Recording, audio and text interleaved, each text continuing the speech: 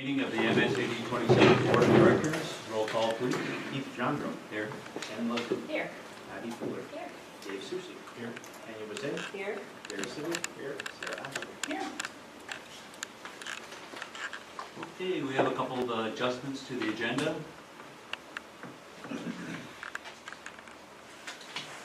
Under add new item 5, Superintendent A, School Board Service Award. And under items of business, add new business, A, Cooperative Wrestling Team approval. We have the motion to add the new agenda items. So moved. Moved by Tanya, seconded by Gary. Any discussion? All in favor? Agenda items added. Okay, period of public participation on items of this agenda. None. Okay. Approval of the meeting minutes for meeting number 918, October 24, 2022.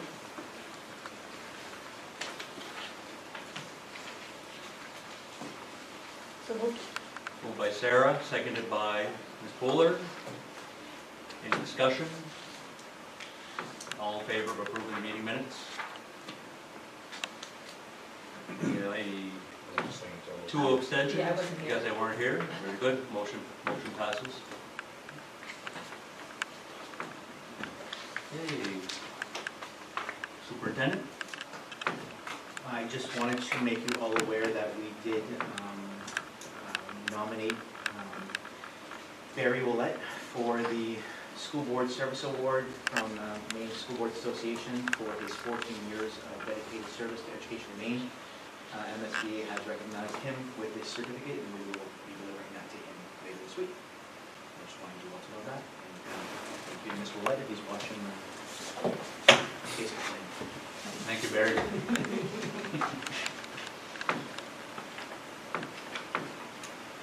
Okay. Item 6, School Business, Valley Unified Interlocal Agreement. So you have what I shared with you last meeting with some notation of the conversation I had with legal counsel. One thing that I just want to just highlight is, as we've been negotiating the terms of the agreement with Madawaska and 33, some of the things that this board were really focused on getting corrected have come a long way towards that goal. One of them being the governing body. You have all felt that the equal share of votes after especially after the school was no longer going to be a reality, needed to be amended so that it was more appropriate to your representation and more importantly your cost share. That has been achieved in this draft. There was also a lot of consideration for you all to make sure that there was some way to withdraw from this agreement. The past language basically made it impossible to withdraw. With this, you're that much closer to that. Being able to do that in the event, and not only you, but any other parties, if the Education Service Center is no longer working for them. So that being said, I guess the floor is open to you all to discuss the agreement. Well, I think for those of you that weren't around, let's say 2 or 3 years ago, the rest of us really wanted to focus on governance as one of the major issues in this agreement. We felt that having an equal vote as the other partners wasn't necessarily fair or representative of our school district because of our size and the amount of people that we represent. And I think under governing body item 9, section E, that addresses our concern. We go down from the 9-member board where each school unit sends 3 reps to a Valley Unified meeting. Now we go down to a 6-member board where each school unit gets 2 representatives. And as you can see outlined in item E, Each board member from MSAD 27 would represent 25% of the vote. Aside from that, If you remember, Mr. Chairman, I'll go even further back when the governing body was created. You actually had 2 appointed members and 1 superintendent. So when I was representing you all, and Giselle was representing Madawaska, and Lisa Bernier was representing Frenchville, we were actually board members at the formation. So we were the, and then that quickly, as soon as I became the superintendent of all 3, obviously that was a conflict of interest. So that got eliminated, and that's where we are today. so I'm assuming all of you have had a chance to kind of go through the agreement. Dave, you brought up some concerns in the past. I'll let you go ahead and continue on. How do you want to? At the last meeting, I suggested that the board members, the 3 designated board members from MSAD 27 should huddle before we meet with Madawaska and Princeton to talk about where we're at, what we want to do. And Keith picked up on that and said, well, let's have a full board meeting, which I think brings us here tonight. And it was a really good idea because it actually brings me around to what I'm thinking. I've been thinking about this thing for a while. Brand new to this process, brand new to the interlocal agreement. Didn't go through all that horrible stuff with the interlocal agreement the rest of the board did over the course of a couple of years. So I think I can say I brought a fresh perspective to it. You can also say that I bring a legal perspective to it. One of my first assignments as a lawyer 42 years ago was to examine the interlocal agreement that was used to create NARF, regional incinerator place, looking at the regional airport and so forth. The interlocal agreements law in Maine had just been enacted then, and so this was a brand new thing, and the agreement that they enacted was a mess. Because it was so new, people hadn't thought through all of the possible things, scenarios that could present themselves that might require action that the agreement didn't address well at all. They were having problems at that time with towns that were simply not paying their assessments. They belonged to America. So what do you do? What is the authority of the organization to do something like that? We started looking at the agreement. It's not that people weren't doing good work in thinking through these things, or not thinking through them. It's just that it was new. And so there's always a learning curve. Somebody told me that this interlocal agreement was actually based upon the interlocal agreement that eventually resulted following a state amendment of the interlocal agreement law. I guess my point is, there's still a lot of open questions when you're dealing with this kind of arrangement.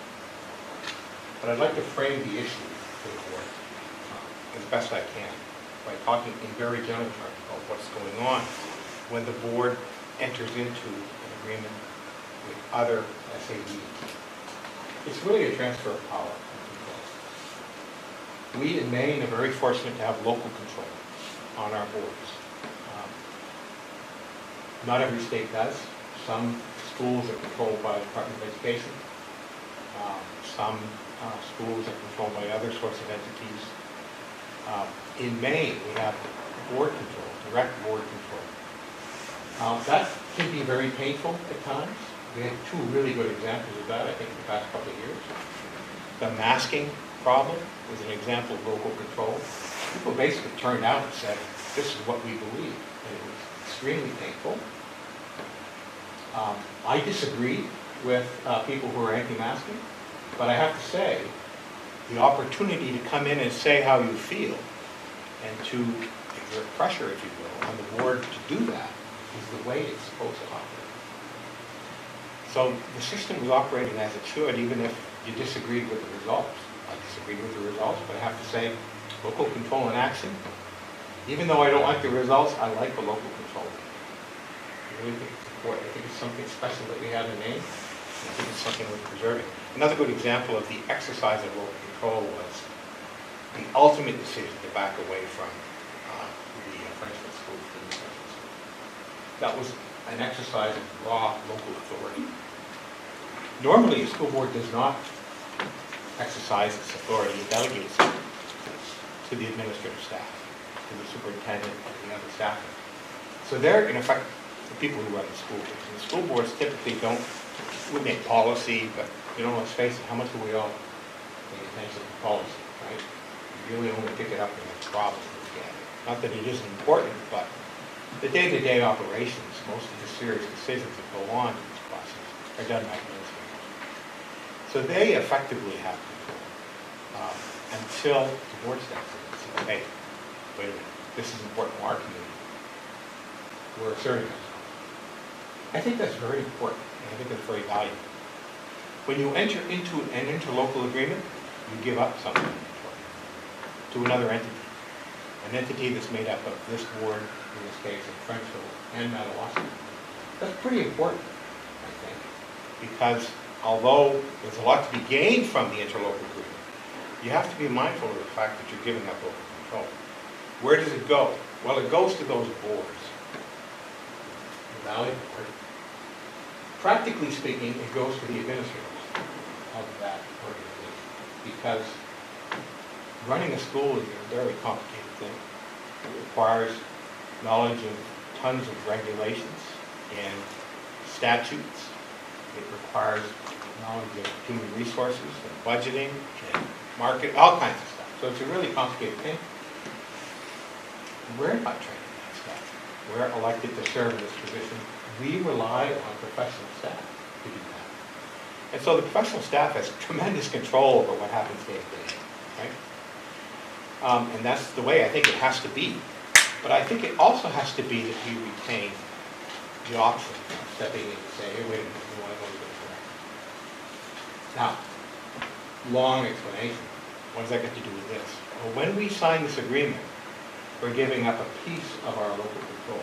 And I have to say, frankly, potentially a very significant piece, depending on the issue that the group is taking up. So, as we look at redoing this agreement, I think it's very important for us to be thinking about how is it that each individual school board, I'm not talking just about Fort Kent, everything I'm thinking about applies with equal force to Madawaska and Frenchville, our partners in the area. And I'm sure they have all the same concerns. So the important question in my mind is, how do we bind ourselves to give up our local control and instead let this other organization decide? What's that mechanism? Well, right now it's a 7 out of 9 vote. I have to tell you, when you're thinking about this, that's nuts. For 2 reasons. First, because it's possible that 1 out of 3 representatives in one of those districts would control the outcome in defiance of what the board wants. Now, we talked last meeting a little bit, that actually happened here, a year and a half ago, 2 years ago. In other words, there was 1 Fort Kent representative that said yay, and the other 2 said nay. And that yay of the 1 controlled the outcome for the whole town. What's the issue there? 2. As I said, there's 2 issues. The first is, if a board is going to take action, shouldn't the action be taken by the elected representatives on the board? I think the answer is yes, obviously. Especially if it's important, right? So why is it that we would allow the local control of this school board to be determined by as few as 1 representative of 3 on the board, who's not elected as a member of the school board, but not as a member of Valley United? They're not elected by the citizenry of Valley. And they may not have the backing of the board, but by that 1 person uniting with the other 6, you drag the whole school district into something that it may not want. That's nuts. I suspect that if it were challenged in court, it would not stand up. But more fundamentally, lawsuits aside, is that the way we want to operate? Is that the way we want to barter with our local control? And so as I was thinking about these numbers, 7 out of 9, 5 out of 6, or whatever, what I suggested at the meeting of Valley United was, well, we should make it by consensus. I didn't realize it, but consensus is a really bad word to use around here. There's been a lot of discussion about this. And people understand consensus in a way that I could never imagine, but it's expanded my mind a little bit to learn about that. Let's not even talk about consensus. I think it should be unanimous. And specifically, I think it should be each board deciding on any significant matter having to do with United, what it wants to do. I don't think you can entrust that board's responsibility to 3 members who might split. They can go to the meeting and say, we're here on behalf of the board, but they're not making the decision, the board is. So it seems to me for this argument, for this agreement to operate the way it should operate, each board should come to the table through their representatives and say, yes. And if all 3 boards say yes, done. And if one of the boards says no, no, it's not done. What's the consequence of a no? Practically nothing. Say that Fort Kent and Frenchville want to do something and Madawaska doesn't want to. Valley United would not do it because Madawaska would say no. But Fort Kent and Madawaska can go ahead and do it.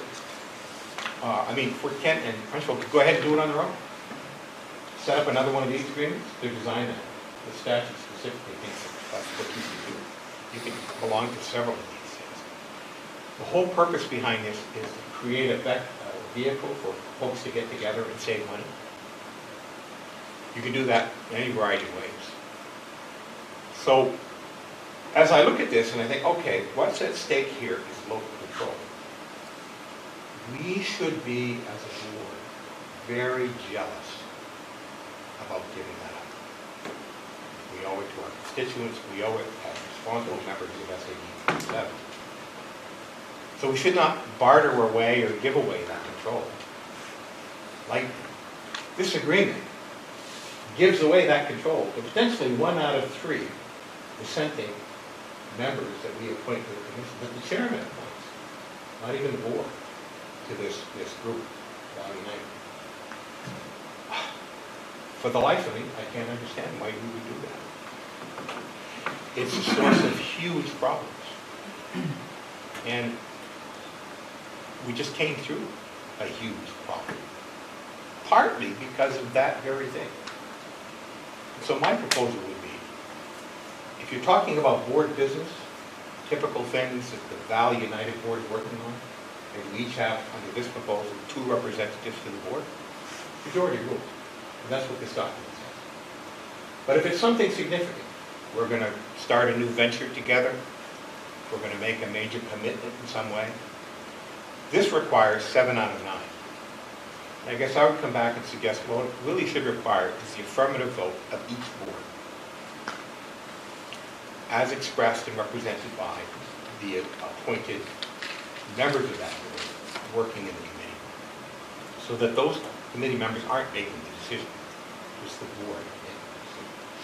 And if one of the boards says no, it's no. Because that's what it should be. See, the consequences of no, as things stand today, are not serious. If they want to use X program and we want to use Y program, well, you use X, we'll use Y. No big deal. Put it on our shoulders. On the other hand, if the issue is, are we going to build a central school in Frenchville or Madawaska or Fort Kent?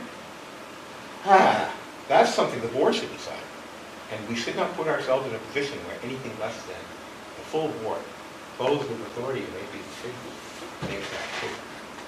So effectively what that would do in this agreement is it would say that in those matters where the current document says 5-6, we would simply say affirmative vote of each board. Logistically, in terms of timing and so forth, it creates a delay because you couldn't take action quickly. But quite frankly, you shouldn't be taking action quickly. It's significant, right? It should be time for the issue to percolate, people to discuss it, consider, things that you might not otherwise think of for the moment, and then take action. So it's not something that would ever prevent the board from going in one direction or another in the space of, say, 3 months. So that was my first thought about this, and it's been evolving And that's what I told the board, the VU board, when we had our meeting this summer. But as I continue to think about this, it's the way I think we should do it. Well, I tend to agree with you. If we're gonna send 2 reps, I think those 2 reps ought to be on board with what our full board intends, especially important decisions, but really all decisions. The 2 of us, whoever that may be, on the new Valley Unified Board, they're gonna be fully representing our board. So they need to be, you can't have one guy voting in a different direction than the other, which doesn't make any sense. Now, as far as all 3 school units agreeing, I really don't see much in our future that's going to cause us to disagree. I think we've kind of removed the most contentious part of the previous discussions from this new ILA. If you brought it up, the school language, that's no longer in there. I don't know of anything else. I'm looking at the historical votes, and the only time that it was not all in favor or all in favor with abstentions, it was directly related to site selection or the selection of the engineering firm. Those are the only votes that were not unanimous. I think it could be dangerous to go into any agreement saying, now that we've settled that piece, there's no way we're going to disagree on another one. So True. I hope you're right, Yep. but I think that we might want to go and enter into this assuming that something else may come up in the future that divides us again. True. And And at that time, we would be right back to square one, having a dedicated meeting for this very issue. And allowing our representatives to know what our full board intends for them to, intends on, how we want to represent them at the Valley Unified meeting. Is there anything Generally that speaking, requires them to do that though? I don't Like think if there's this anything board here that says, okay, says- this is what we're gonna all say yay, and then Gary and I go to the meeting and we're representing and he says yay, and I'm like, nah, I don't like that. Is there anything that keeps me from? There's nothing to stop that. And there's nothing in the new language that stops it either. People hate lawyers because when you go to see one, they'll tell you all the bad things that can happen. Oh, geez, can't we just do this? Why do we have to think about that? I'm such a pessimist, you know? But I have to tell you, that's what these agreements are for. If everything's going smoothly, you never hit the guardrails, right? You don't even need guardrails. But things don't go smoothly. Things go off the track, and that's why you have guardrails. But This is a guardrail. But the Shannon's point also, let's say Gary and I go to a Valley Unified meeting, we vote complete opposite of what our full board, you vote one way, I vote another. I have to come back and answer to the full board and the people I represent in my community if I've misrepresented them. Yeah, but you're already There are here for repercussions. 2 years, how long do we serve? 3 years. I mean, there's not really a major repercussion necessarily, right? I mean, you still get to do that, and it could send us down a road or keep us from going down a road that everybody here agreed on.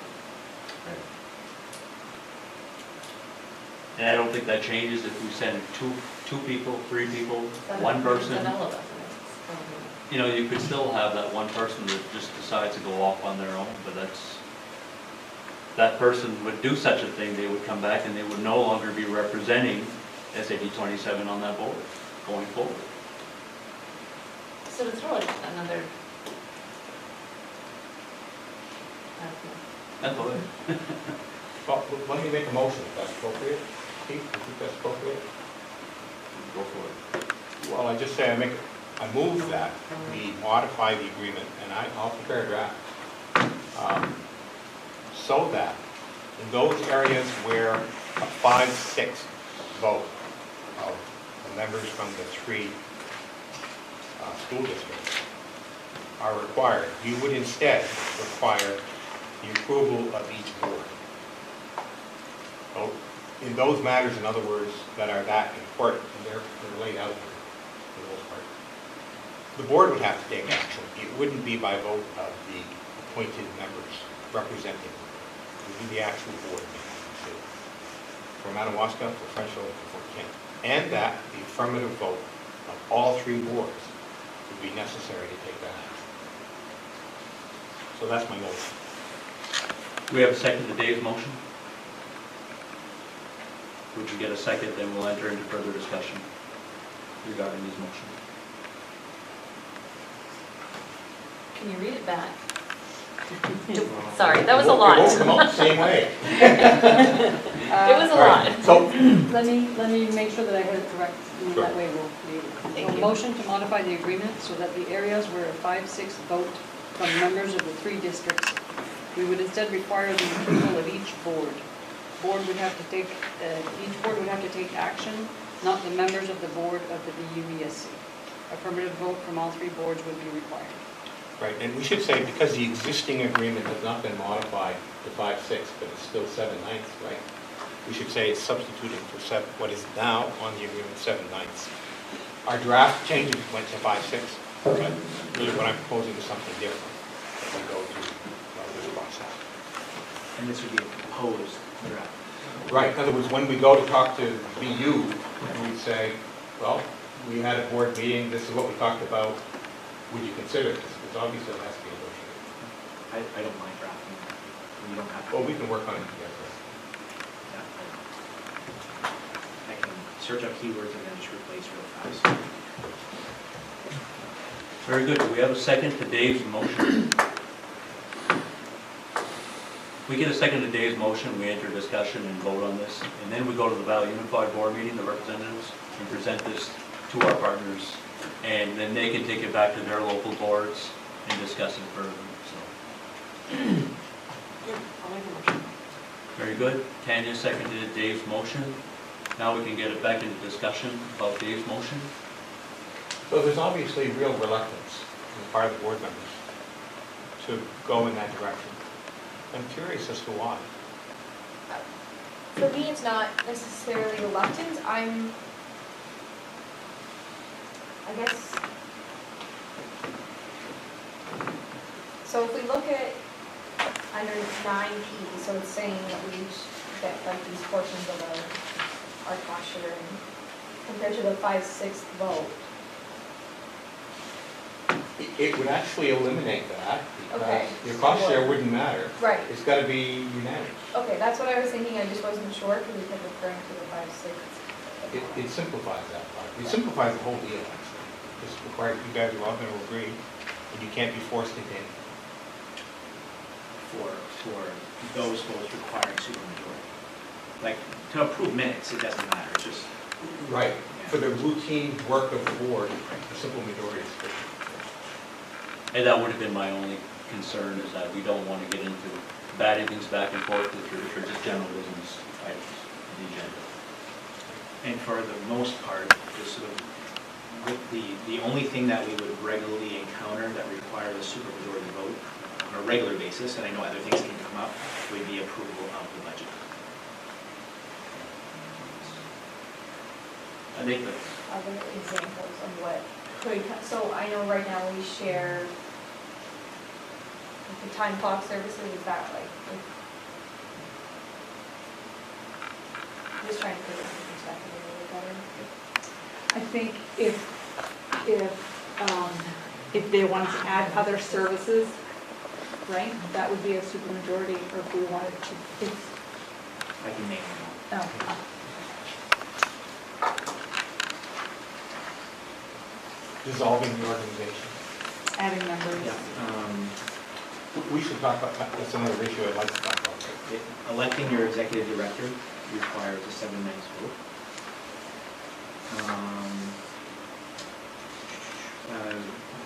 Altering the administrative arrangements requires a 7/9 vote. Annual operating budget, 7/9 vote. Adjusting the cost share formula requires a 7/9 vote. Dissolution requires a 7/9 vote. Transfer requires a 7/9 vote. Amendment of the agreement requires a 7/9 vote. And that's pretty much it. It's foundational stuff. But I think we would also include like the new things that are coming out, which a withdrawal would be a little bit, well, that's different because it's approving of the withdrawing members, so that, but yeah, that's the majority.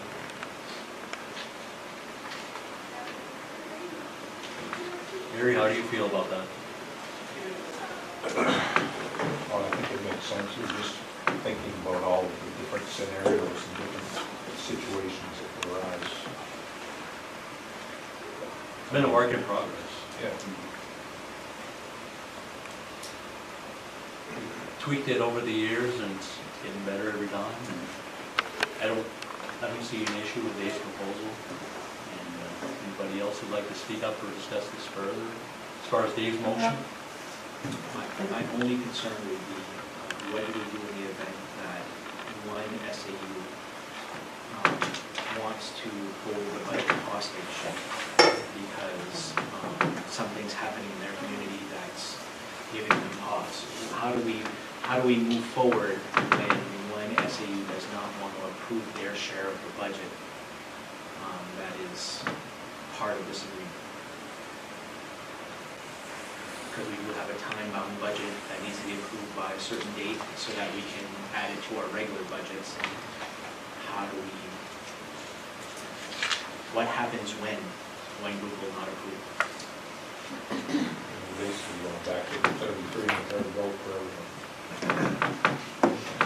It's actually kind of 100% vote for everything. Well, now it's going back to like before when we talked about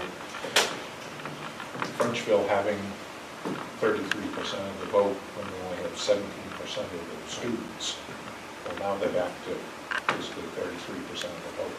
I think what it does practically speaking, though, is if you don't, to address your concern, if an SAD says, we don't agree with you other two about the budget, you're effectively at an impasse. And at that point, I think under this agreement, you can assess that SAD for their share anyway. Because that's basically what you're doing when you enter agreement, for commitments already made. But for going forward, I don't think you have a value united. I think what you have is a value divided. You would have to create a new organization. You could just take this and change the names on it, it would work. But it brings a halt to it unless everybody's on board on big issues. Well, this says that if it's not approved, you effectively use the previous year's budget, at least to it doesn't halt. Changes can't happen, but I mean, the other two could always use the proposed new numbers in their budget to move forward while that kind of resolves, and then, I mean, right, because budgets are never going down, so if you use the new proposed one and it ends up using last year's and it's less, then. Similar to what happens if a budget is voted down. Right. Go back to last year's budget. With that, you never realize pay raises in the state. In the years I worked for them, we went with the same budget from before and you couldn't have a pay raise. I don't know. I'm not completely sold on it, Dave. I think some parts of it are good, but I think there's places that it's really dangerous. I think there are parts of it that could be difficult. For instance, if Sharon was here, she'd tell us, yeah, but you guys, if you have one guy holding out, you could mess up this program. Right? You've invested all this time and effort to create these computer programs and sharing, and if the thing falls apart, that's a huge effort down the toilet for the one meeting. And you really want to avoid that. And I guess my response to that is, yeah, you really do want to avoid it. And that's why I think it's very unlikely that the board would stonewall. Let's face it, I mean, if you have an advantageous situation that's working for you, why would you throw a monkey wrench? On the other hand, if you are throwing a monkey wrench, there's got to be a significant problem. You wouldn't be doing it for leverage. You wouldn't be doing it saying, this stuff usually comes up in the context of one party trying to get leverage on the other, right? If you don't give me this, I'm not going to give you that. But you eliminate that dynamic completely when you say, hey, we're all in it together or we're not. And we're all, you got to take your own. There's no room for leverage. So if it works for you, you go with it. If it doesn't work for you, you might go with it anyway, simply because it's too much trouble to do otherwise. If it really doesn't work for you, well then you know you should be able to get out. That's what local control is all about. So it's changing the dynamic. It's changing the way that we think about the relationship. Instead of being coercive, where you get into this and you can't get out except with great effort. It's cooperative. Mind you, there's no big stick over you better cooperate. And that's not cooperation, that's fear. It requires people to act in good faith. It requires people to consider their own advantage, and if it's advantageous for everybody, go forward. I think Toby had given an example at an earlier meeting, and this was before my time, when you're trying to get a cat to get into a box. I'm going to repeat it. It's Toby's example, but he repeated it for me, and I thought it was pretty good. You put the box out in the middle of the room, and then you go chase the cat to put it in the box. You think the cat's going to willingly go in that box? No way. You're going to get scratched up. It's going to be a big, lot of trouble. It's going to be an unpleasant experience, and the cat's not going to stay in the box. On the other hand, if you just sit down, put the box in the middle of the room, and invite the cat, the cat's going to get in the box. The cat's going to do it because the cat's on it. And that's the way we should be looking at it. We get into these sharing arrangements because it's good for all of us. And we're going to keep it good for all of us. And if it's not good for all of us, well, we get out. It's not that big a deal, actually, but it works for everybody all the time. So what I understand what Dave is saying is, whatever this board decides in a meeting needs to happen at the Valley Unified level. So your reps are leaving this meeting with a full understanding of what the board feels is best about budget approval or X, Y, and Z, and then you are going to that meeting and confirming what this board wants. Essentially what I understand. And I mean, the difference between a 5-6 vote and a 6-6 vote is boards can't be split. I mean, that's only in everybody's best interest. I can't imagine the other boards would go into a vote, splitting their vote for some, I mean, they're either both going to vote no, or they're both going to vote yes. I mean, so it's kind of weird to try to think about the difference between a 5-6 and a 6-6. Is there a way that we can just say, like, why does it have, I mean, who cares if it's 3 people or 2 people or 1 person? That, what I think I hear some people saying anyway, is that part of the issue is we put more money in, and so we'd like to hold a little more of the cards. Which seems to make sense a little bit to me too. So can we leave the percentages, but somehow identify either within our own board or through Valley U that whatever this board says is what the representative is going to vote? And then leave it that Madawaska's got 34% and Wisdom's got 16 and we've got 50? I mean, because then a school board couldn't hold up on their own. Even we wouldn't be able to hold up. I mean, I guess at that point it's 50-50, but, you know, but it doesn't, I don't know if that solves it or not, but I mean, it seems to take care of the budget issue, like, or any issue where someone's holding us hostage. One board holds us hostage but also solves the ultimate problem.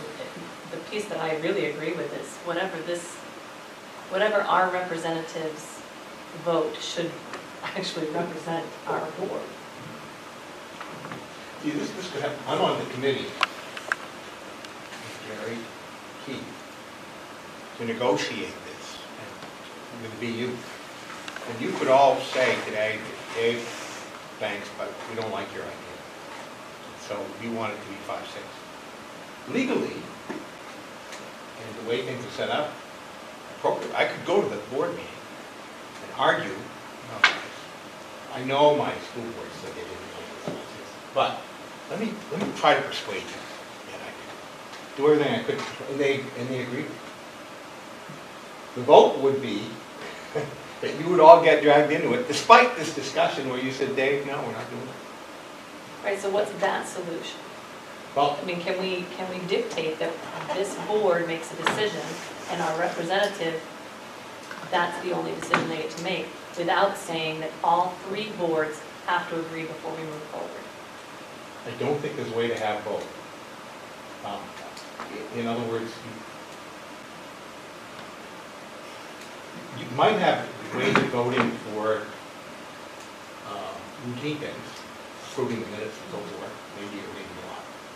But there isn't a way to both tie your hands and let you free. You can't retain local control and yet give the control to the other organization. You can't have it both ways. Right, but I think there's a well, maybe I'm misunderstanding, but it seems to me that what you're saying is the person, whoever represents this board, has their free choice at this. So what's to keep them from voting against what we wanted anyway? Exactly. Right, so, You can't let them do that, right? right, right, but you're saying that they can regardless. So I'm saying, is there a way to tie their hands before they leave here? Yeah. If we say, when you go as a representative of this board, you don't have any conflict. Right, It's the board that makes the decision. right, Now, you show up at the meeting and say, our board had a meeting, this is what we said. yes. Well, there's an easy solution to this. We go back to the policy committee, we create a policy that states that the Valley Unified reps of SAD 27 are to go to the Valley Unified meeting and vote accordingly based on how the SAD 27 board wishes that they vote on these issues that require a unanimous decision at the Valley Unified board. But how is that different than like both practically? Because we Oh, are because proposing, we can Dave, still we're keep our- eliminating our weighted vote. We This can has been an keep issue with our- this board forever on the weighted vote. So if we go your way, we give up our weighted vote. But what the If we way, just simply change, like Keith just said, and I was gonna say, but we change our governance, our bylaws, our policy, whatever it takes to do it, that whoever represents SAE 27 on the Valley Unified Board will go and vote as directed by this board. Rather than changing this, if we change this, we lose our weighted vote. you do. But the whole, you're right, you do lose. And effectively, we have the same thing that you're saying, we get the same protection, but we're doing it on the board level, the SAD 27 board level, Right. rather than unified. And Madawaska can choose to do it or not. Well, I They can know. vote separate or they can vote together Right. and, So what that really does is it allows us to strong arm them, but they can't strong arm us. In other words, we're in a position where we're always going to get what we want. We have a way to go, and the board is going to take an action, and it's always going to get its way. Yeah, okay. But I don't think that's fair to Madawaska or Frenchville. well, that's not true either. But don't because forget, the it's- weighted vote's 50%. And the weighted vote changes based on Right. every year or Yeah, every it's other year, actually it changes, so. Rounded up to 51, which is probably something else we should discuss today, all right? Right now, we have a weighted vote that controls. If you say you're going to go on your, well, I don't know, that's Lucy. What's our cost sharing formula this year? It was 50%. It was 50.7 last time. So, you know, and a fraction makes a big difference. It makes a difference between controlling the outcome and not, right? With a weighted vote, where 50.7 constant, you round up to 51, Fort Kent has control, right? It's good for Fort Kent this year. Who knows what it will be next year? I'm not really enthusiastic about that form of agreement. It's not a cooperative agreement, it's coercive. Well, the It's not, I'm not looking at it from a strong arm point, I'm looking at it from an equity point and a fairness point that we've talked about for how many years now? And one of the biggest mistakes we made in forming Valley Unified and High LA was that we gave up our weighted vote. But you haven't given up, you've got something better instead, it's effectively a veto. So that a weighted vote cannot be employed against you if the weight is next year in Madawaska's favor. You've got a veto, it's better than a weighted vote.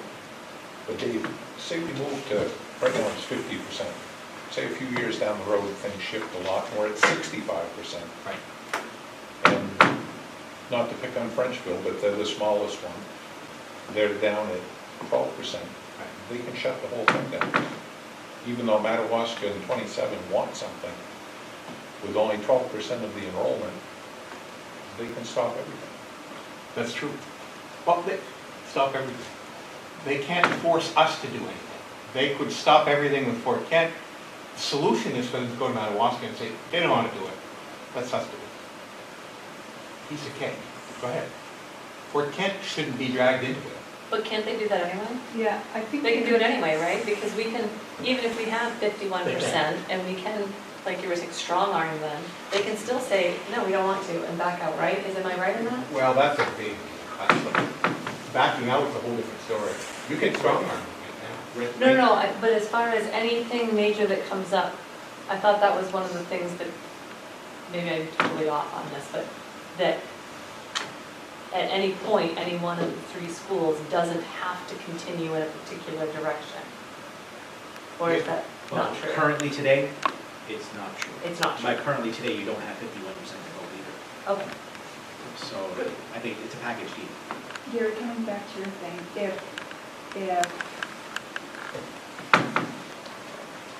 the way this is written, we're at 50, 34, or whatever your numbers were, and they had 12.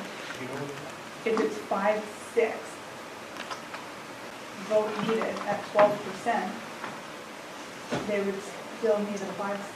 They still need 5/6. So it's like those supermajorities aren't weighted; those are 5/6. So 1/6% vote. We originally talked about doing away with the lives, the fraction, and going with the percentage. My brains are. But I mean, like the percentage for approval, I think we talked about that at Well, I one time. think the whole deal with the 7/9 and eventually the 5/6 was, we want at least near unanimity. You say that, right? But We wanted a way to ensure that at least one member from each SAU approved what was going to pass. But I can see why that would be a kind of a crazy thing, because they should be board. Right. And I think, so we got two separate. unless you have a rogue board member, I don't know Right. who would go against their board. Well, it happened, Once we have a split board vote, it happened in the site select. Well, in all fairness, it didn't happen in site selection, it was unanimous, and then somebody flipped their vote after the meeting because they had a change of heart. But when everyone raised their hand for site selection, it was consensus, and it changed shortly after. Well, I guess the point though is that the division under representation can control the outcome for all of them. It's just, it's not a good time. I share your concern. Your concern is, we got a weighted vote, we don't want to give that up. And my response to you would be, we have better than a weighted vote, we have an absolute veto. We don't want to give that up. Whereas, we could lose the weighted vote tomorrow. Lucy says it's 50.7 right now. It's 50-50. I don't know why you would round down to 50%. I don't see why logically you would round up to 51%. Or better yet, simply call it what it is, 50.7. so we're doing it your way on this day. What do we do if the board split? If we're, this side of the table wants this, that side wants that. You're referring to the MSAD27 board, not being in agreement. Well, like going, How our representatives if we are going to just go and represent it's one vote for each district. I If think the it's board is majority split, Well, if we're kind of a little bit of a divisive place right now, we'd ultimately have to do And that would bound our members to go to the Valley Unified Board and vote second. By majority rule, Right. by MSAD. But assuming we're split. Now, Abby's not here. Voted oh, 3-3? I don't know, what's the rule about that? Dead. 3-3, Motion, take no action? a tied motion, dead. It's dead. You defeat. So then what do we do when we get to the meeting? Abstain? No, the issue has to be resolved, maybe, I don't see how you can't resolve it, right? So. I think we're getting into a lot of what if scenarios, and this is we're having a very good discussion. I don't think we could have had this discussion at a regular board meeting, unless we weren't doing a disservice to everything else on the agenda. So I think what we need to do is go back and look at Dave's original motion, which was,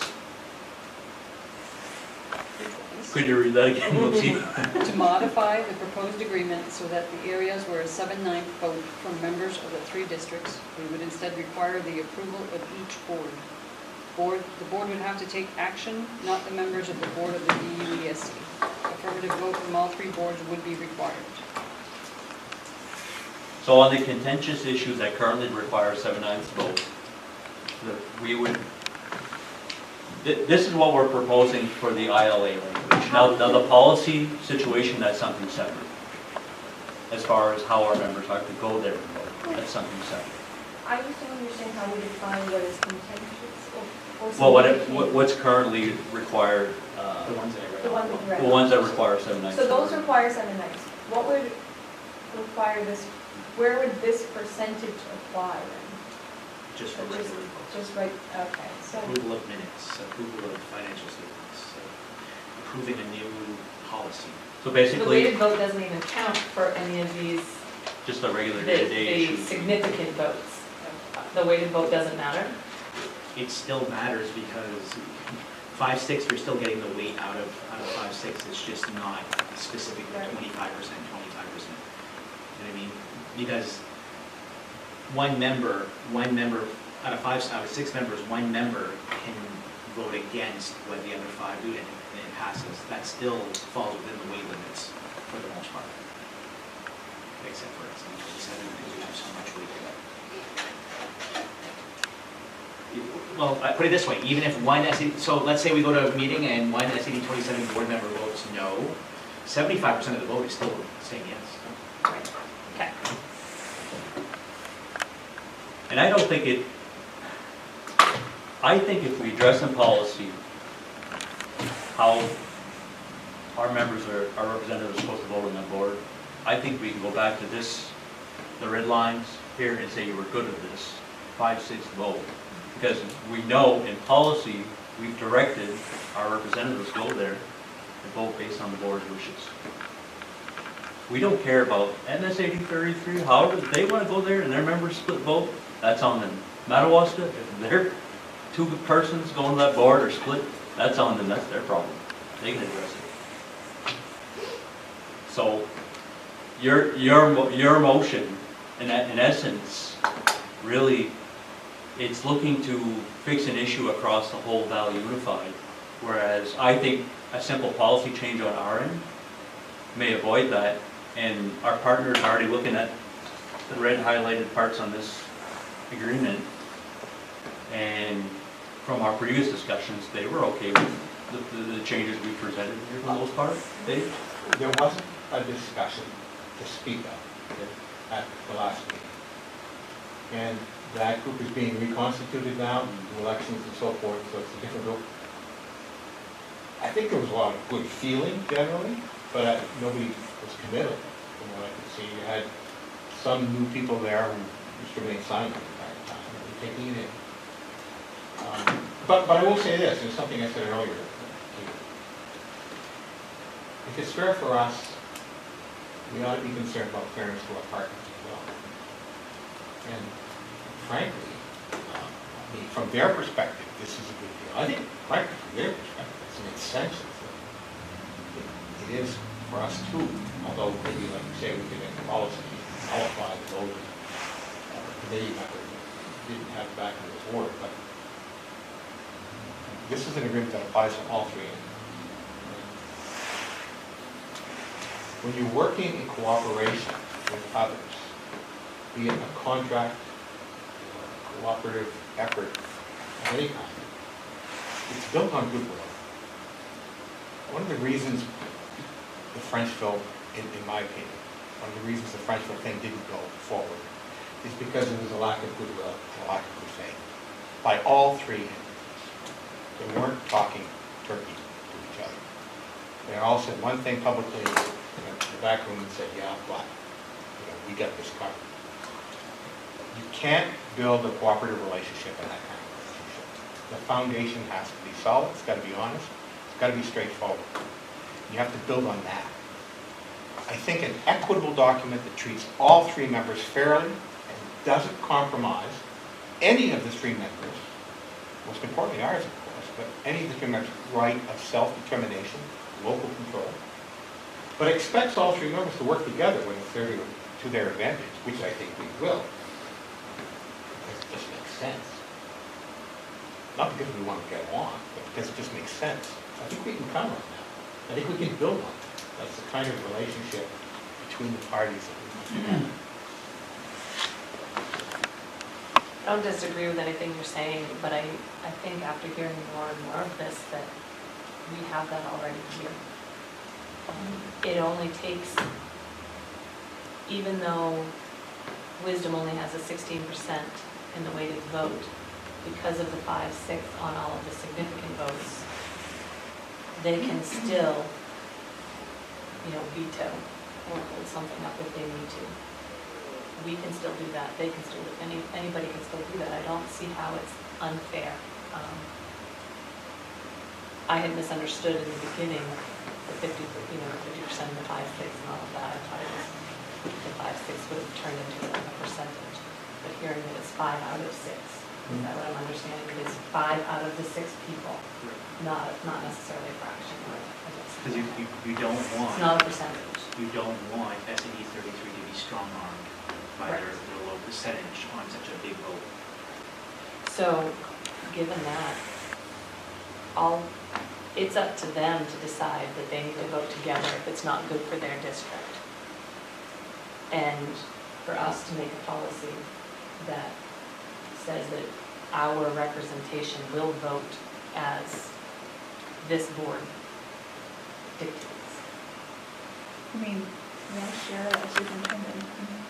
I'm guessing that you're having these same conversations with them as far as, well, I am 100% on the board on collaboration and working together, and I think that you could probably get more done with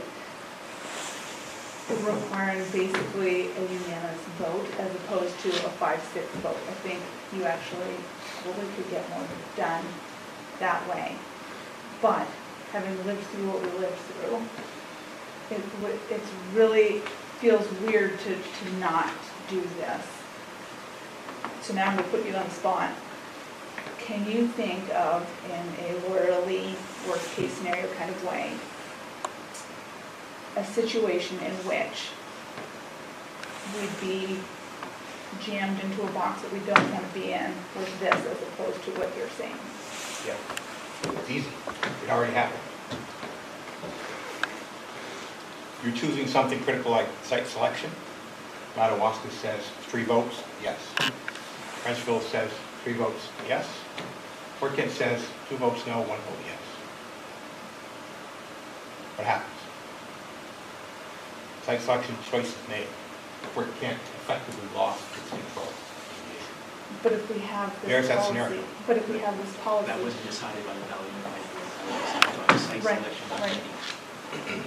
Regardless, it's an example of how that works. But if we have this policy in place, in addition to this, Well, the whole program assumes that you can have conflict within a board. And somehow that conflict will be resolved by the members splitting. That whole concept to me doesn't make sense. It's the board that should be taking this important action. Frenchville's board, Madawaska's board, and SAD27's board.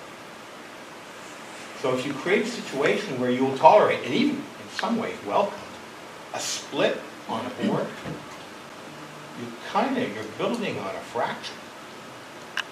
Just, So Dave, if I'm understanding you fully, the intent of your motion was to set anything that currently requires a 7/9 vote at the Valley Unified Board level to be sent back to the individual boards for ultimate approval.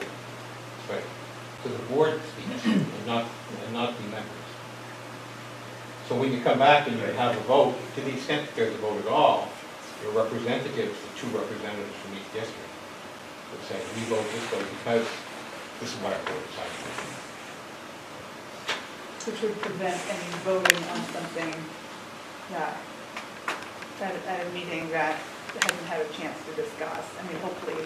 Right, it gives you a chance to bounce it back to the board, and there's probably a month or 6 weeks in between where the issue can be fermented a little bit. Think about it. I think Lucy has something that she'd like to. I just have a question for you, Keith, just to think about.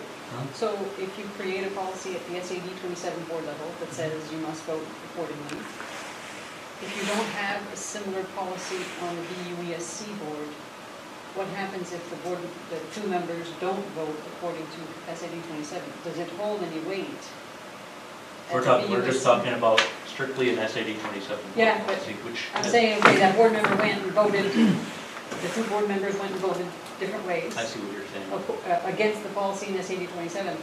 So what? At the BUESC level, the vote has been made. SAD 27 policy doesn't control BUESC. So unless you have equivalent policies in both units. How about you just all look at each other and say, whatever we decide, let's make sure we look at that Valley Unified. Yeah. My only fear is that if we go back to the Valley Unified Board partners with a totally revamped copy of this, where you guys are winners in where we're at right now, I'm just fearful that it's going to send up red flags with your partners that what's behind this. And I know there's nothing behind it. I like Dave's logic. I think it makes sense. And in a perfect world, I wish everyone would agree on things that make sense to agree.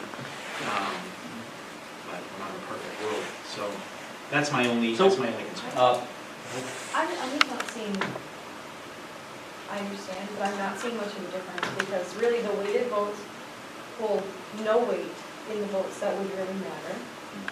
And in the votes that would really matter, 5/6, 6/6,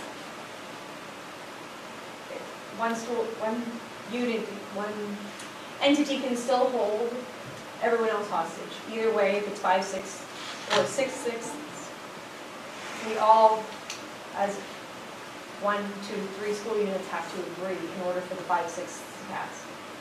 So, The concern is if you have a board member that right, changes their mind individually. right. But then both board members would have to change their minds individually in order for it to pass or not pass, correct? Or, One And- person from that Alaska, one person from here. right. Yeah. And that could all be a discussion at the Valley Unified. It's going to have to be. Or, what if you change it to 6? I mean, I don't know what you mean. Abby, Yeah. sorry. If you have, say the board here votes that the two members are going to go and they're required to vote no. Right. So 2 yes, 1 votes yes, it passes. Okay, I see what you're saying. Right? Where the board's intention was to vote no and have it not pass. So whether or not we do 5/6 or 6/6 in this, and without changing the entire policy, could we add something in here that, I'm sure Madawaska and 33 would be agreeable with us and say we have that same concern, because it could go that way for them in the same respect. So could we not discuss our concern of that with them? They might agree, and we could add something to this that is to the effect of those two members must vote what the majority of their respective boards have. I mean, it feels like we're running around, we're chasing our tails right now, running around in I circles. have another question. What I feel like is, we need to take a vote on Dave's motion first of all. And I think it's a great motion, and I think it's something that could be discussed if this board wants it to be discussed. and votes to approve Dave's motion, we can discuss it at the next Valley Unified meeting. Or we can vote down the motion and go with what our attorneys have already reviewed in these, as far as these changes are concerned. He didn't see any red flags. It wasn't Dan, right? It was Peter. Here. So I think you should have that discussion at the Valley Unified level regardless of what anybody votes on Dave's motion. The only difference is that with Dave's motion, you're taking a revised document to the table at Valley Unified. That's the only difference. But I think the conversation should happen. Well, the other part is, we're taking a revised document to the table for negotiation. Now, they might say, I'm saying, okay? And if they say that, well, we have to go back to the drawing board. Okay? But what I'm trying to get in my motion is some indication from my own board about whether you think this makes sense, because I'd like to advance the proposition. I'd like to argue that to them. I think it should be an easy sell for them, frankly. I understand they might, as you suggest, Ben, they might be suspicious.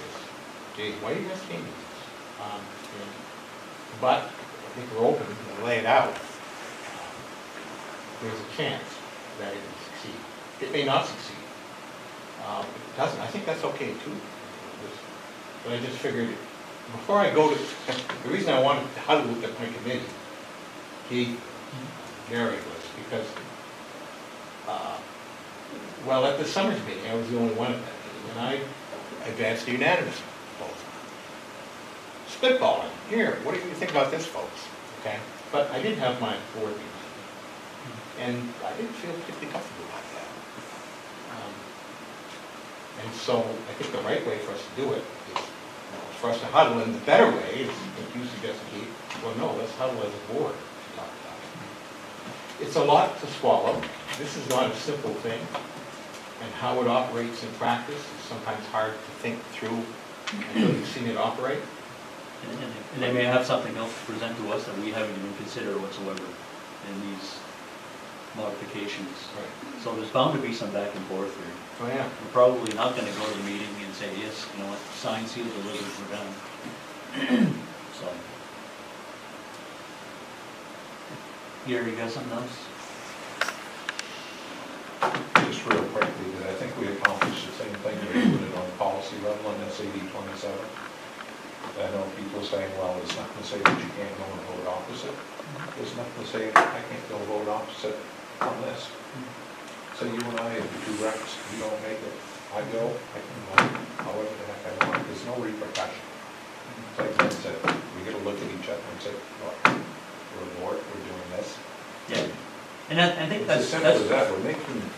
And I think after we did have a couple times where there was a split vote or whatever. And I think after that, we had a more focused effort on making sure we had, as representatives, a clear understanding from the full board. We never took a binding vote, but we were sent with the board's intent.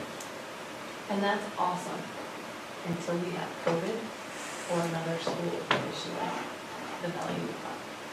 Because then, like, Gary and I are gonna go in there, and if I'm not dictated by this board to say a certain thing, if he's not dictated by the board to express a certain thing, he and I are probably voting different on masks. And it would be, yeah, we are. And it would be, I would be going against my conscience at that point, and if I'm not dictated by some policy to vote, no, we're gonna, then I'm gonna vote with my conscience at that point. If there's a policy in place that says you have to vote the board, well, then there you go, then I have to. So if we And go it's with not Dave, about my so if we go with Dave's motion, in essence, the SAD27 board has casted the two votes here before the representatives have even attended that meeting. Right. And you're attending that meeting, really, you're there. The way to address it is simply say those issues must be voted upon by the board and not by the board. So to address your problem, Gary, you're right. So the way the draft changed is to say, on those critical issues, the vote is not by the representatives of the board. The vote is by the board. Each board votes. And that's transmitted by the representatives, but it's not a representative vote. It's the board vote. So you avoid several steps. So at that point, why have representatives? Well, because you can't send the whole board to the meeting. Fair point. I think the other thing to consider is we're talking about a document that's going to live past when many of us might be on this board. For whatever that's worth. This isn't just how we're going to behave in the next 2 years, but likely how other people might behave in years. Shannon, no more pandemics. And we'll go to regional schools. Knocking on wood, all of That it. language is gone. Very good. Well, I'm gonna ask you, Lucy, one more time. Because we've had so much discussion for the general public to clearly understand what we're voting on. Mr. Soucy's motion. So motion to modify the proposed agreement so that the areas where a 7-9 vote from members of the 3 districts would instead require the approval of each board. The board would have to take action, not the members of the board of the BUESC. A formative vote of all 3 boards would be required.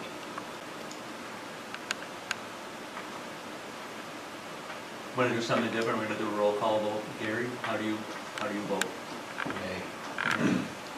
This was in. I'm gonna say nay. Mrs. Ashley?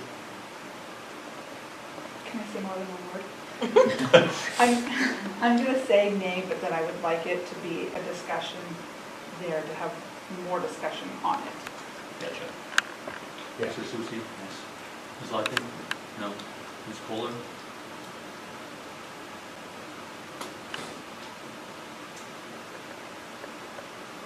I think I would say yes.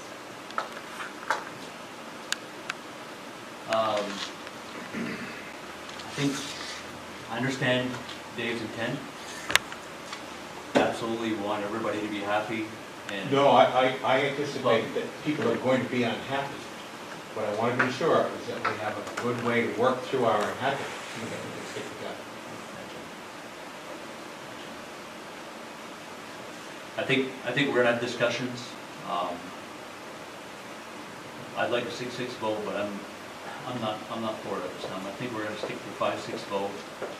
And we're gonna have those discussions with our partners at the Valley Unified meeting. We're gonna look at what Sarah was suggesting, some other ideas. We talked about policy, however else, but that motion fails. Now, I should ask the board, I'm a member of the committee, and I would like to go to Madawaska and Frenchville and make the same argument to them that I made to you. Anybody offended by that? Anybody want to argue that I shouldn't do that? I don't really think you should, Dave. I mean, if we're not supporting it, then that's the one vote that shoots it down. But I have to tell you, we're 3 on the committee, and we can split. And that's what you're in We have a favor of. policy that says you don't, We don't have such a policy. Yes. but that's the whole idea behind it. Well, and to Ben, follow up on Ben's statement earlier, Dave, I feel like if we make the change to these, the other boards are seeing the same changes as we are, right? Yours has the yellow comments from your lawyer, theirs does not. Theirs has their own comments from their lawyers. But the weighted voting part, the terminology change, removal of the regional school, the 5-6 vote, that's all in their packets. Okay.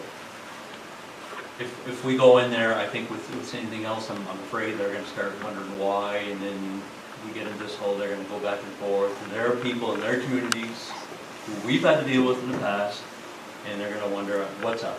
Why is SAD 27 doing this? There's gonna be an ulterior motive. I just know that's what's gonna happen, and I don't have a crystal ball here, but that's what I feel. I don't know, but I feel that's what's gonna happen. And I think if we go there with what's been presented, and they bring up some other sort of discussion on their own, Dave, to us, you know, maybe we can bring their recommendations or their suggestions back to our board and say, hey, well, guess what? They watched us on the meeting tonight, and they thought it was a great idea, now we get to bring it back to our board. I think in my mind, I didn't feel any particular way about 5/6 or 6/6, because in my mind, it's basically the same thing. The only reason I said yes was for the example that Lucy gave, because I guess that's something to avoid. To me, the thing that would matter is some sort of policy, whether at MSAD27 level or at DEC level, that states that our members, you know, should have some sort of consensus when going. I think that's what matters more to me. And sure, we would hope that, you know, we all respect each other and we would all go, our members that we decided to send there, we do it, but that's not always the case. So that's what mattered to me, I guess. Is there anything else within the interlocal agreement that you feel like didn't get discussed or didn't get properly addressed by our attorney? I have a question. Of the services, shared administrative personnel may include. Now, are those all, like if Valley Unified says these are the services that we're offering, everybody has to take them, or is it a la carte? Whatever you agree upon is what is agreed upon. So it's not really a la carte. Like one entity can't Say, we don't want this. we don't want this, we don't want the executive director. We only want the curriculum coordinator. It's a package. But this just lists possible, so it's not all of these. So like transportation director is listed here, we don't agree on a transportation director. That's not part of our shared services. And if that was to be added, that would be a 5/6. It would have to be approved at the 5/6. Well, it would have to be approved at this level first, and then you would send your board members to go approve it at that level. But yes, 5/6. 7/9 current. 7/9.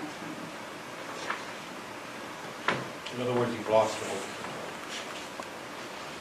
practical thing. Well, we would vote at this board first, before volunteering our services. Say if we wanted to share Anne Marie, for instance, with the other two school entities. Anne Marie is currently an employee of MSAD27. That won't change unless we vote to allow it to change and share her salary and benefits amongst the other school units, and we get to share her services and so on and so forth. That's not, They can't come to us and say, oh, we're gonna now. just take her, no. There's another comment I'd like to make. Mentioned several times, both been, this has been reviewed by our attorney, but it has not. Or if it has been, it has not been reviewed in consultation. So there hasn't been any kind of dialogue with the attorney with respect to anything. We hope that there might be, but he unfortunately had a family event in the United Kingdom at the fly away, so he'll be back yet. It has not, it's made it impossible for us to have a discussion about these issues. So I don't think you should feel as if this has been thoroughly reviewed by an attorney who knows what the proposal is, understands how it's operates, and has given advice with respect to that. We had a little bit of discussion about that at Gary, you weren't here, and I think Shannon, you weren't here for the last meeting either, so.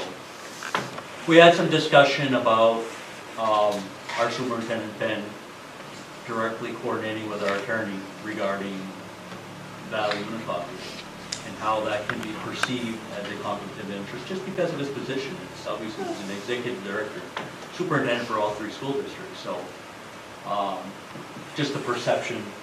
It wasn't meant as a It's not slight even a perception. toward As Ben, it's lawyers actual. look at this, it's a clear conflict. It's not a perceived conflict, it's in fact, in addition to a perceived conflict, a clear conflict. This is not a situation where, oh, we don't want to go with that. There's clearly a problem, it sticks out, red flag goes up. So, it's worth paying attention to that, we've been here before with that. to be fair, I did the same thing with all the attorneys, the same way, sent them the same document, said, looking for your feedback, received feedback from all three, and provided it back to the board. I didn't treat you guys any differently than I treated that once. What are you,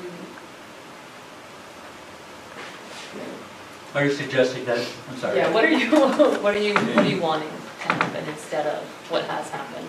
What has to happen is our attorney needs to speak with the board. So our board should have a chance, and this committee, big committee actually, would have a chance to tell the lawyer, these are the issues, this is what we're thinking of doing, what do you think? And the lawyer give you feedback and some understanding of what the options might be to prepare you to do whatever you choose. Then, doing that, we have to go to the lawyer. I'm not suggesting it wasn't well-intentioned, and it's not personal. It's not intended to be personal. But he can't do that. He represents Value United. He also represents Madawaska. It's kind of like asking your negotiating opponent to talk to your lawyer and work out the case. Just to be clear, you mean Ben Jordan from Madawaska, not our attorney. Right? Right. So, I mean, the point is, it's clear contradiction from an attorney's standpoint. I don't know how it happened. I look at this and say, how did we get here? But what compounds the problem, in my mind, is this apparently happened last time. After the year it happened. So, The issue last time was we had a common attorney representing all three, and that was the snafu. right, it was a very similar. And they're the ones that aided in the drafting of the original ILA. Which was a conflict, having the same attorney for all. Well, Dave, I think going forward, what would be your suggestion? If we have a contentious issue, we could appoint one of the three of us, well, we'll go down to a two-member board, we could have two of the Valley Unified reps on our board, talk to the attorney themselves, and bring their findings back to the full board. Is that what you're Yeah, suggesting? or the attorney could talk to the full board. We've done that in the past. Right. I mean, that's the way I would have handled it if I was the attorney. But, and I guess I don't understand exactly what you understand. We've done that in the past. Yeah. I think this, I know a lot of you haven't been here for a while, but, you know, we've seen the reasons why we had to meet as a board with our attorney, minus Ben. Wasn't always a comfortable situation for Ben or us, but we had to do it because we just had to discuss things at a board level with our council that we didn't want other parties involved to understand our approach or our reasonings. I think we've removed a lot of those issues from the table by getting that regional school right out of the ILA. So, I'd have no problem with discussing issues with the attorney going forward. If you think the board chair should be the one to do that regarding Value Unified. Yeah. Or we can have Dave discuss that further with the attorney, not a problem. I think one of the things that contributed to, I think, some of the issues after the board consulting with the, like, all of that falling apart, was that there was times that we didn't necessarily want other people involved, but we also weren't very clear with our superintendent what we wanted. And I think,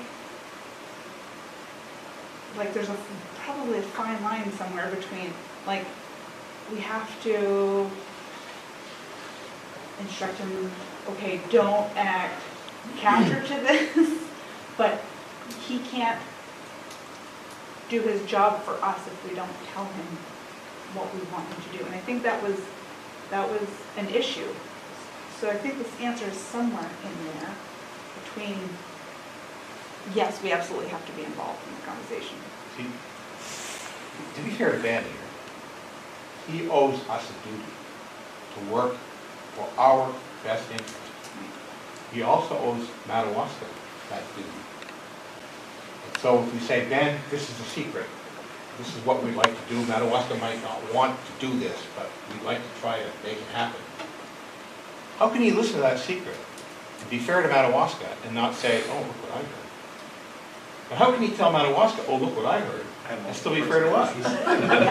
It's an impossible position. You just don't go there.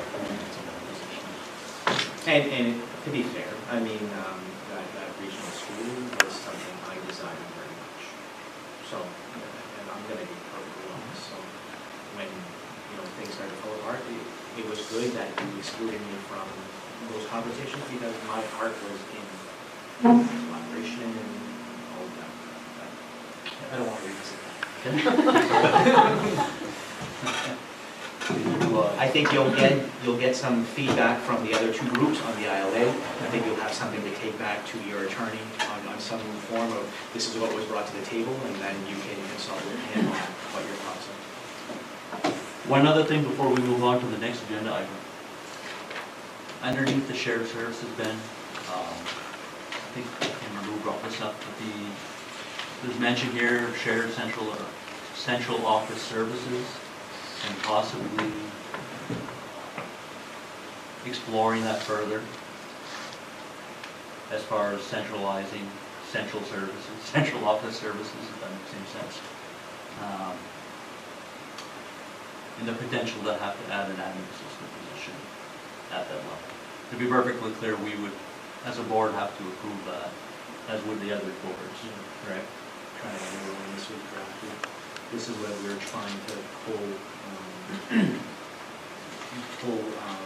central office together.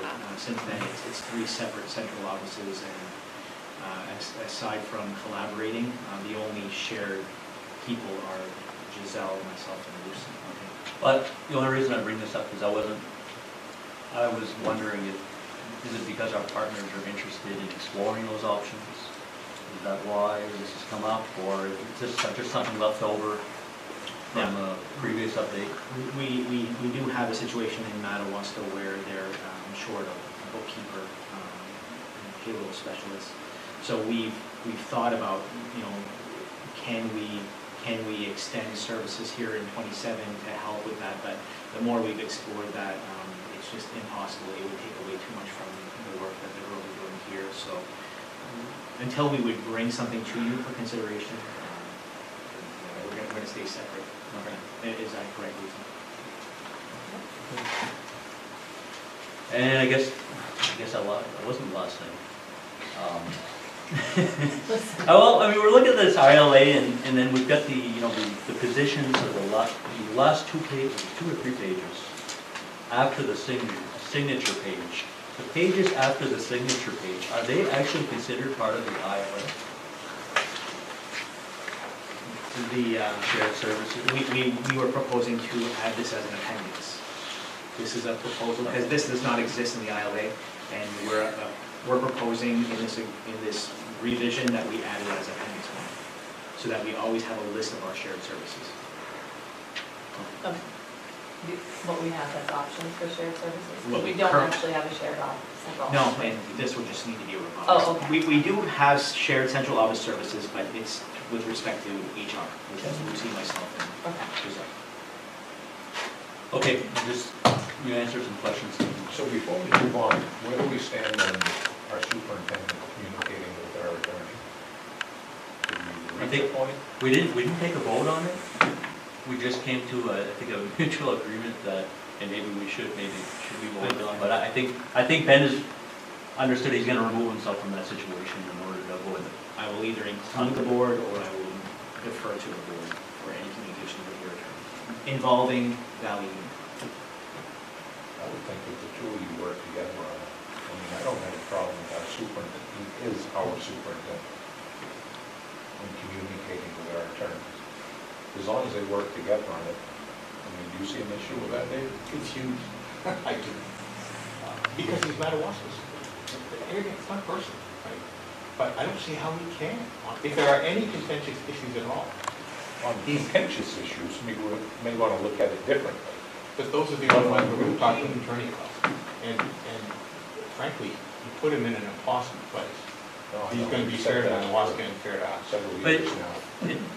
But just, let's just separate one thing. There's SAD 27's representation regarding these matters. And then there's Valley Unified. Valley Unified has its own attorney, right, which is a little bit on the woods. Is that correct? Yes. Right. Let's keep track of, yes. So, I think in all fairness, what do you suggest, Ben? I think you ought to be removed from it just because of the position that you're put in, having to wear 4 different hats. I don't know that there's anything left as contentious as, do you want a regional school in Frenchville left on the table? ILA's language, generally, what the communities of SAD 27 want are generally what the communities of Madawaska and Village 3 want. Everybody wants good schools, everybody wants lower taxes, everybody wants the same general things. In the event, though, that something that tears at my heartstring, like a regional school, prohibits me from acting in good faith to you in 27, I would definitely defer to not be part of that, but I don't know that that's here nor there. I'm very fine about representing you when I'm with you and representing Madawaska when I'm with them. I would never tell you what their lawyers are telling them. I would never tell them what your lawyers are telling you. That's not for me to decide. That's for you guys to bring to the table and negotiate. I just find myself the person who's connecting everyone together and getting the pieces in place. I'm not talking with your lawyer and saying, I think you should suggest this, or that's not my role. So if it comes to where you want to have that engagement with your attorney based on, I think it's appropriate to have a member or 2 or 3 or the full board as part of that. I would never speak on your behalf, not knowing what you collectively want. Well, I think going forward, if there's ever going to be an opportunity where we need to, or an issue that arises where we need to talk to an attorney, it's going to be something very important, very divisive. It's probably something that the full board would have to just, you know what, we're going to go into executive session, we're going to bring our attorney in via Zoom, and it's going to be open for the whole board to see and to ask questions as needed. We've done it in the past, so I can see why we can't take that approach going forward. What I will not do is speak with your attorney on Valley Unified matters without at least bringing things to your attention and inviting you into the discussions for the time being, unless you want to take another course of action. I think that, that alleviates my concerns. Maybe I know Dave's still got his lawyer hat over there, he's thinking about, what he brought up before. I'm not the only guy with the lawyer hat. Another lawyer has a lawyer hat too. He and I should have a shared understanding of what we haven't discussed. But what happened here should not have happened. I think it is a very serious matter. Not because it has practical consequences, but because of professional responsibility. Is there potential that he just doesn't really understand our situation here and our relationship with our neighbors? I think so. I mean, I certainly wouldn't impute to him, a man I don't even know, bad motives or anything like that. I'm quite certain that's not the case.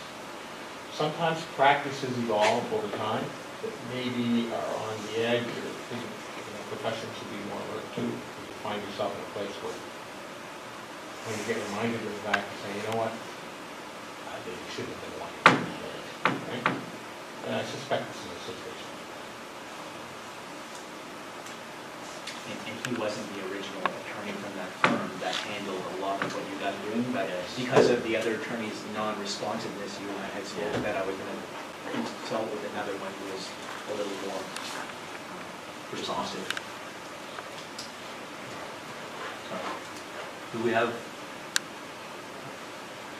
more of a clear understanding of the expectations than as far as your communications? Yeah, I If there's going to be communications, I think I need to be included in that. I don't foresee any, unless something happens at the Valley Unified meeting that we just have to say, well, we need to talk to legal counsel about this. I don't see us really haven't reached back out to Peter, but if we do, it may warrant him zooming in and us going into executive session. And at that time, if we see fit that maybe Ben should remove himself from the room at that time, we can ask Ben to do it at that time. You have to come back. So I think that maybe partially, somewhat alleviates your concern. Frankly, I've had correspondence with the lawyer, very brief, which set out clear lines of understanding. He and I are in agreement on that. We just have to pursue it further. I think it was important to state the concern. I think it was important for him to address that. That's been done. That's between him and me. Ben is weighing in as well. So I'm satisfied with that.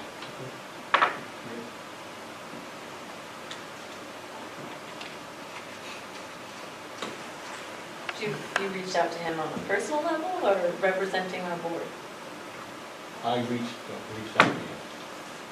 I wrote I don't recall exactly what initiated the email correspondence, but there were 2 or 3 back and forth, where I basically said, what's going on here? How can it be that you're advising Ben about this issue? Right, I guess my question was simply, were you representing yourself or were you representing this board without any of us having any knowledge or asking you to do that? And I don't mean to... It's a technical issue, right? Well, it is a technical issue. Well, I understand where you're coming from, because then what's to Because I don't have stop a problem. everybody on the board just from going back and forth with the issue? I don't have a problem with Ben talking to our lawyer, and we put him in this position at this point, and I fully trust that he's going to reach out to whoever he needs to reach out to from here on forward, if there's an issue that comes up, and make sure everybody's on board. And like you said, at this point, you're going to be included on any of the issues. But I do want to say publicly, and to you and to anyone else, that if you're going to reach out on behalf of the board, then I think that the board should know. And so that's what I was just questioning. 2 answers. I was reaching out to, first of all, as a member of the committee, and Okay, as a member of the committee, I have authority to talk to people and gather information that's fine. to later present to Valley United various options that we can consider as a board and that they can consider. So I don't think I was stepping outside my box of authority. More fundamentally, what I discussed with him was not a matter of substance having to do with the actual negotiations. It was entirely a matter of professional responsibility. In that regard, I spoke to him as a lawyer speaks to a lawyer. Thank you. Wrestling team? Very good. All right, moving on, new business. Item A, cooperative wrestling team approval. Real simple, SAD 33 Wisdom has, I believe, 3 or 4, they might be up to 5 now, wrestlers interested in wrestling. Last year, there were 2 wrestlers that wrestled with our team as individuals, so they did not count towards our team scores. They were independent wrestlers for Wisdom, and so they didn't count towards that. Our numbers are a little bit down this year. Wisdom is looking to, well, collaboratively, we're looking to add the 3 or 4 Wisdom wrestlers to the Fort Kent team. In addition, Madawaska, looks like they have 2 or 3 wrestlers that would like to participate as well in a cooperative wrestling team. In order for a cooperative wrestling team to happen, it would need board approval. So from all 3 boards, SAD 33 has approved it at their level. I'm asking you all if you would like to approve it. What it means is those wrestlers all together would form one team. They would be wrestling for Fort Kent Warriors, but it would call it Fort Kent Madawaska Wisdom team collaboratively on the books. More teams have been doing this when they don't have programs, and I think it would be nice to extend our wrestling team coaches and experience to those schools. For a matter of finances, what we would do is assess both those school districts, and so that would include your busing and your your coaching and all that based on whatever percentage of kids are sending to us. Then are we talking about high school and middle school? I believe this is just for high school. I make a motion, we form a cooperative wrestling team. And that was Shannon? Jen. Motion made by Gary, seconded by Shannon. Discussion? There are only two schools in University County that have wrestling program. So it's wonderful that we can offer this because a lot of kids are turned on by it big time. I guess my question is Madawaska and 33 not have enough students that would potentially be interested in forming their own team, just because of the simple fact Fort King just said Garrett would play? Right, and they still wouldn't, you have so many gaps in all the weight classes that you're essentially giving so many forfeits that it's, now with this cooperative team, you will essentially be able to fill in on almost all the weight classes. Okay. And then we're Warriors, right? Yeah. But we're the team that it has established, so similar to Van Buren, we played soccer with Wisdom this year, a collaborative team, they were Wisdom Pioneer outfits. As far as practices, would we do the same thing as we would do upon football, where we have to find housing? Practices are here, and it's up to those schools to get their athletes in, and they're going to differ from parents. My concern about this is I don't want to hear about a student, SAD 27 student, not getting a chance to wrestle because he's been displaced by another school district student. Because obviously our SAD 27 students should be getting priority, I would think. But that also depends on their skill and ability. We made sure that we asked Coach Scott Dubois what his preference would be, and he felt that this would form a full team, having all these kids together. Great. Answering my question. Very good. All in favor of forming the cooperative wrestling team? Very good. Motion's unanimous. Team approved. All right, I guess that's all we have on our agenda. Next regular meeting date is December 5, 2022 at 6 p.m. here at CHS. Yep. Motion to adjourn. So moved. Moved by Sarah, seconded by Shannon. All in favor?